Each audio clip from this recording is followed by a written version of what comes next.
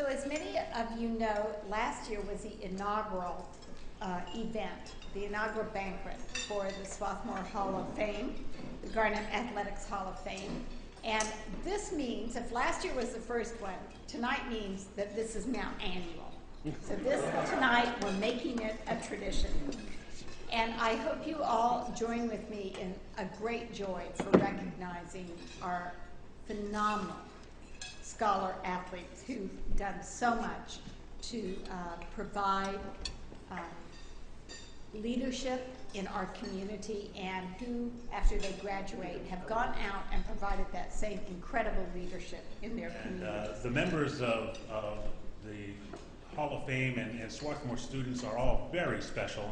In fact, as the committee members sifted through hundreds of nominations this year, there's one thing that became very clear time and time again, and that's that Swarthmore is a very exceptional place with a history of athletics that rivals the best. When I look out to see everyone who's been here, who came out here to support me, I can't believe that this is happening. And people who've been there from day one, and my coaches are here, they know I had no idea what I was doing. I'm thankful to Swarthmore, to Mr. Colberg, Division III, that lets people like me just walk on and start running and do something. I mean, somebody asked, how did you start running? And I said, my volleyball coach said, you run fast to a ball. Maybe you should join the track team. And I thought, okay, I'll do it. And I remember the first medal I ever won was a bronze medal I got because the team in front of us got disqualified. And I thought this was the best thing ever. I mean, I was happy. But there's something about winning. The first time you win, you just want to keep doing it. And I thought it was a fluke. And somehow I made nationals, and again, I thought that was a bigger fluke. And I set a record, and it just made no sense. I never ran, I didn't run until I got to college. So I think one thing I got out of track and running was just that, you never know you don't know what you're made of. And I'm thankful that there are people who believed in me, people who saw something in me that I didn't know was there. I'm glad I had an opportunity to try something. I'm glad I didn't listen to Mom, sorry, but I think of a day like tonight, and it changed the trajectory of my life. He never bragged about anything about himself or the other good players that he worked with as a coach for some of their tournaments. Always had people playing in Wimbledon, always had people playing in New York. We called him every day to see how they should play their next opponent. And he could tell them exactly what to do. How, I don't know, because he wasn't sitting there watching television all the time. She was a total athlete. She was strong, competitive. She had terrific large muscle skills. She loved the game. But most of all, she was a good sportsman, and that was very, very important to her.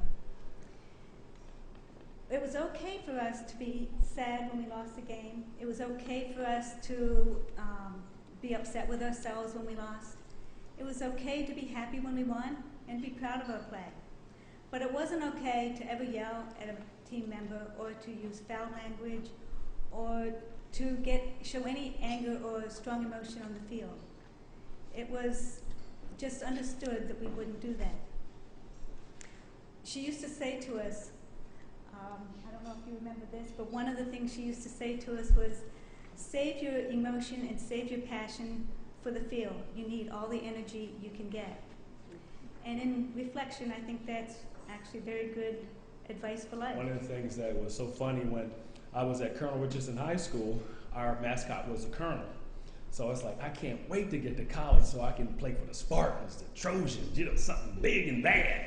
And I got that letter that says, welcome to the Fighting Little Quakers. I was like, come on, man. Come on, man. So I said, we got to change that name. So we changed it to the Garnet Tide. So we said the Garnet Tide will be rolling in. And ever since, we've been doing that, rolling in. So I just wanted to say with the greatest fondness and respect, and I just really love coming back to Swarthmore and embracing everything about it. And I'm truly honored to be part of this event and to be linked with these people and with the Hall forever and ever. So thank you. I never begrudged going to practice. Maybe when it was 30 degrees and it was icy and we had to slide down to the field house to run intervals, but Lacrosse was never a job and never a chore. I just did what made me happy, and that's what I still do. While we did not win every game or win any major championships, we were a team.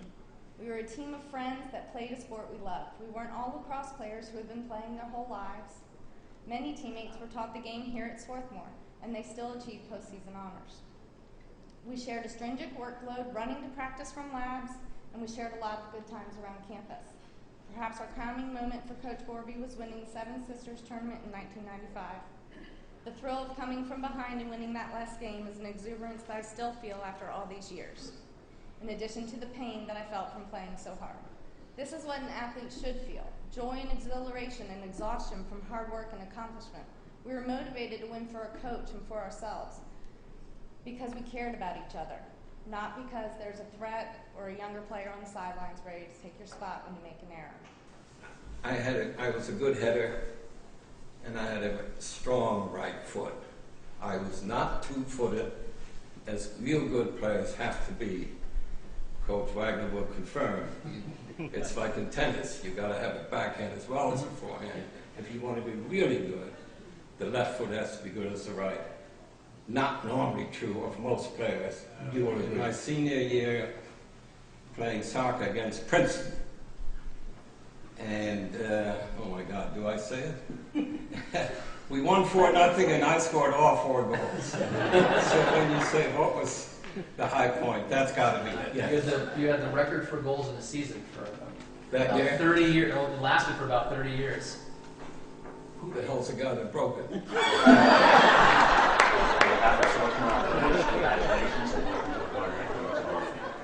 And for this gathering, for these people to come here to do this is quite unusual and shows once more what a classy place Swarthmore College is.